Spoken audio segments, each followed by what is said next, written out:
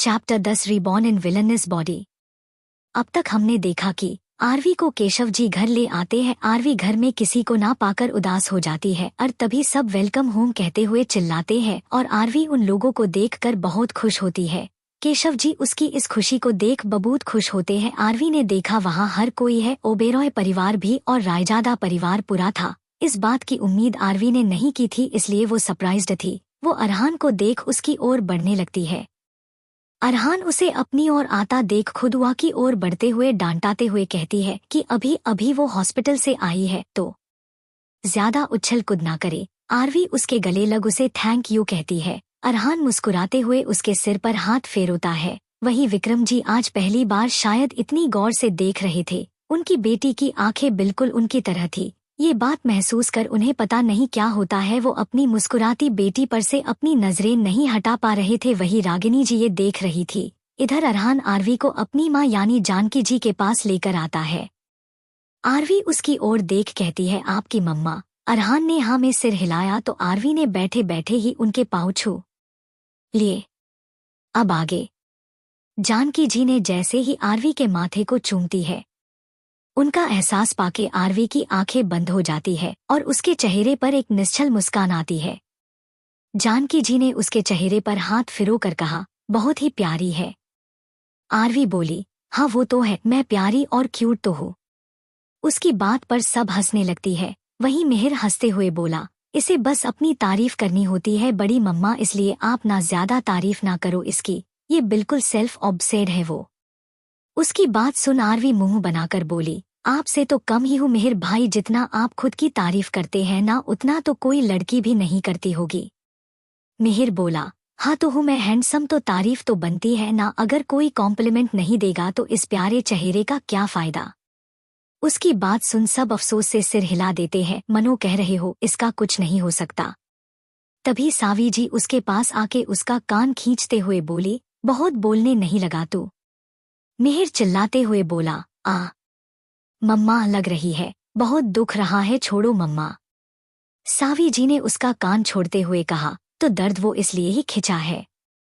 मिहिर ने मासूम सा मुंह बनाकर अपने पापा को देख कहा, देखो पापा, आपकी पत्नी मुझ बेचारे पर कितना जुल्म कर रही है। अरिताज जी उसके कड़े को सहलाते हुए बोले, बेटा इस मार से तो मैं भी पीड़ित हूँ, अब बोलो क्या करें हम। अरिताज जी की बात सुन सावी जी उनके कंधे पर एक चमाट लगाते हुए बोली, देखो माँ ये लोग। प्रीत जी अरिताज जी को डांटते हुए बोली, अरे बस मेरी बहू को परेशान ना करो तुम बाप बेटे मिलकर। ये सुन उन दोनों का ऐसा था मनो कह रहे हो हम नहीं, आपकी बहू हमें परेशान कर रही है। उनके चेहरे देख सबको हंसी आ जाती है। अरिताज जी मुंह बनाकर विक्रम जी के पास बैठ जाते हैं और उनके कंधे पर सिर रख बोले, सारे के सारे मिले हुई है, एक मेरा दोस्त ही मुझे समझता है।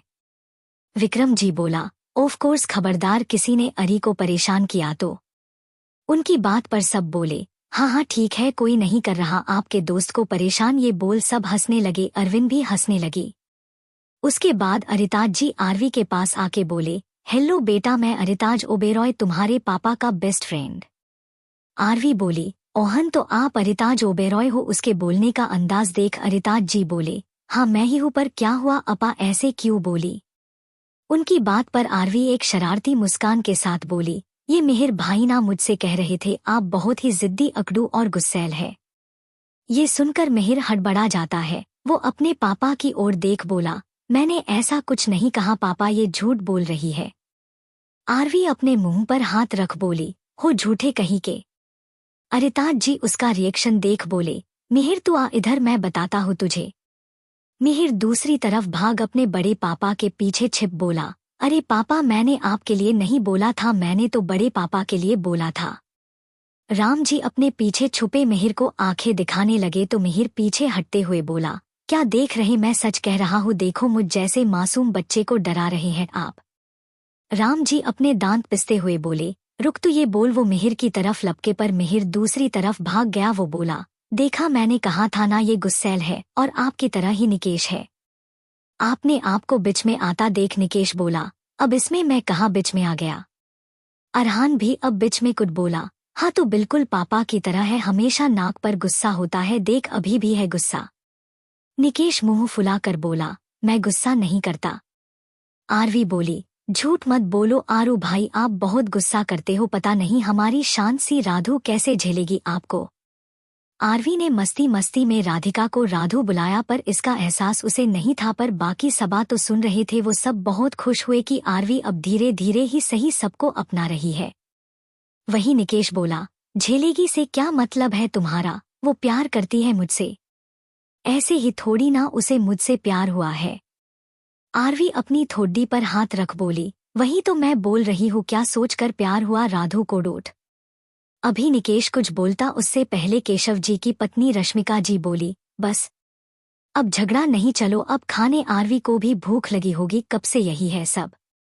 उनकी बात सुन आर्या अपने पेट पर हाथ फिरो बोली, हाँ बहुत भूख लगी है, चलो बड़ी मम्मा मुझे लेके चलो, बहुत भूख लगी है। और ये खुशबू सुनकर तो मेरी भूख और बढ़ गई। आहा, क्या खुशबू है। उसकी बात सुन रश्मिका जी उसकी व्हील चेयर धकेलते हुए डाइनिंग टेबल पर ले गई और रागिनी जी, जानकी जी और सावी जी ने खाना लाके सबको परोसा, सब खाने लगे। वही आर्या खाते खाते मिहिर और माहिरा के साथ मस्ती कर रही थी। तभी निकेश का फोन बजा, सबने उस ओर देखा तो निकेश फोन देख बोला, नील का फोन है।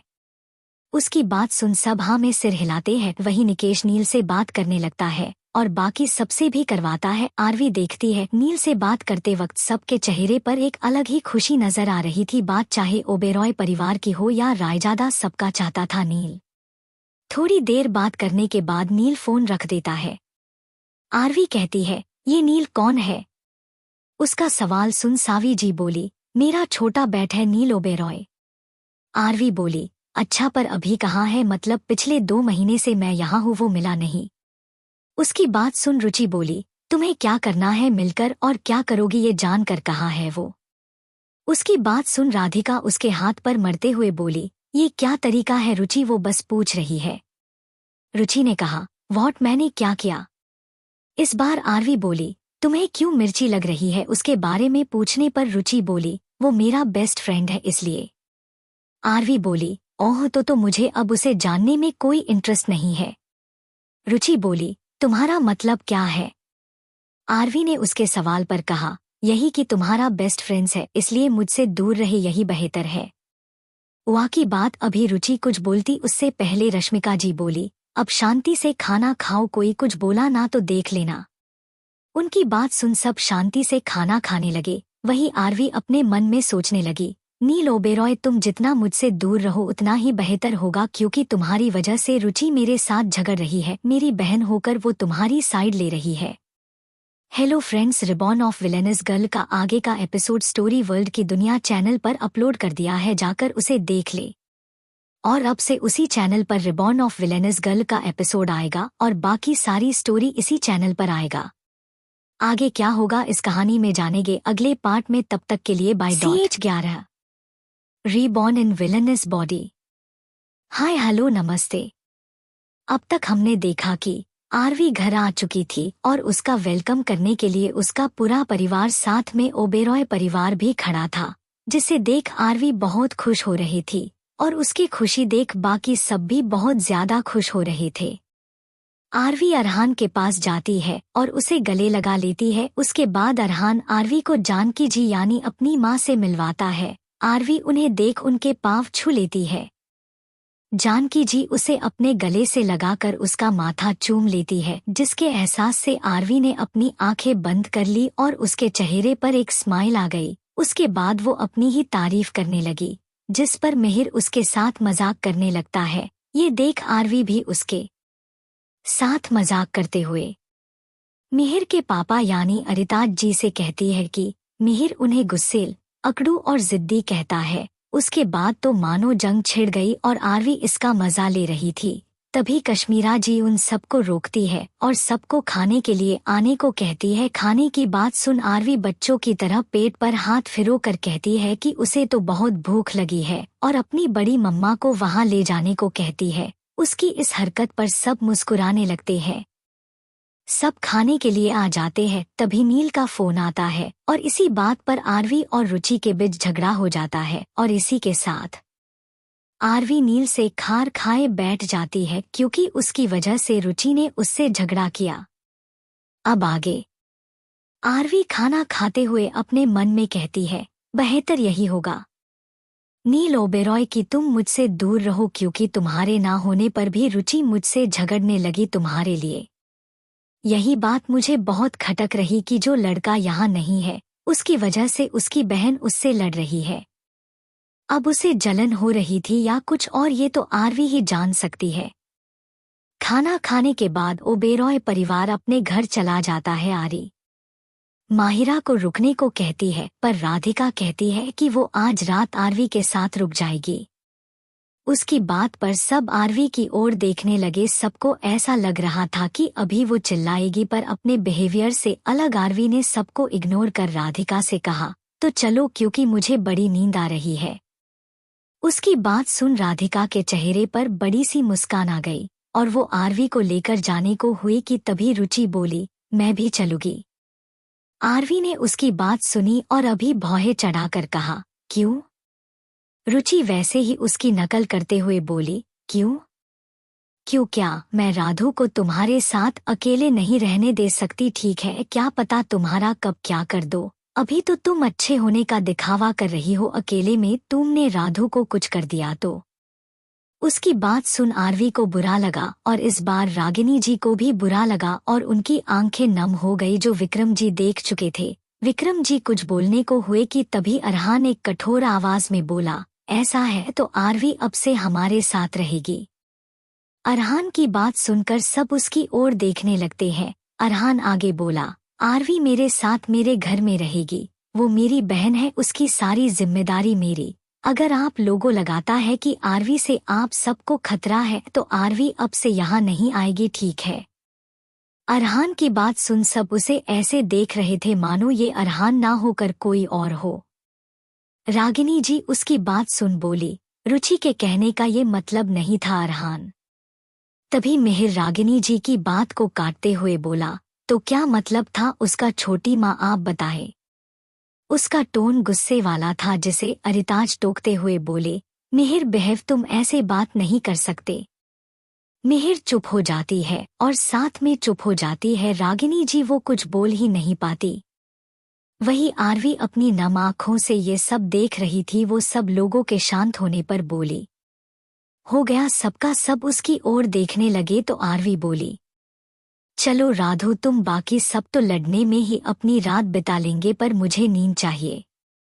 राधिका ने उसकी बात पर हाँ में सिर हिला देती है और आरवी को लेकर जाने ही वाली होती है कि फिर से रुचि बोलने को हुई, लेकिन पर इस बार आरवी उसके रोकते हुए बोली, ओह शट हो जाओ यार, कितना बोलती हो। आरवी की बात सजन रुचि की आंखें बड़ी हो जाती है और बोली, मैं ज्यादा बोलती हूँ? फिर सबकी ओर देखती है, मनो सबसे पूछ रही हो कि वो ज्यादा बोलती है। सबके फेस का रिएक्शन देख उसकी आंखें और ज्यादा बढ़ जाती है, क्योंकि सब अपनी हंसी छुपाने की कोशिश कर रहे थे, क्योंकि सबको पता था रुचि का अपनी जबान पर कोई काबू नहीं है। उसने फिर से आरवी की ओर देखा जो अपनी भूरी आंखों से उसे ही घूर रही थी। आरवी आगे बोली, तुम्हें पता होना चाहिए रुचि के जितनी तुम्हारी जबान चलती है उससे ज्यादा मेरे हाथ पैर। उसकी बात पर रुचि के साथ साथ बाकी सबकी भी आंखें बड़ी हो जाती है। रिहा बोली, तुम सीधे सीधे रुचि को धमकी दे रही हो? आरवी मुंह बनाकर बोली, आपको क्या लगता है? उसके सवाल पर कोई कुछ नहीं बोलता। राधु मुस्कुराते हुए आरवी को लेकर मुड़ी तो आरवी बोली, देखो मेरा दिल और बेड दोनों ही बहुत बड़ा है। तो उसके बाद उसने अपनी बात अधूरी छोड़ दी, पर सबको आगे की बात का मतलब समझ आ गया और सब मुस्कुराने लगे। तो रिहा बोली, मैं भी। रुचि मुंह बनाकर बोली, मैं भी? क्या लड्डू बट रहे हैं यहाँ कर? रिहा कुछ नहीं कहा और रुचि का हाथ पकड़ कहा, चलो भी तुम कभी तो अकड़ साइड रखो।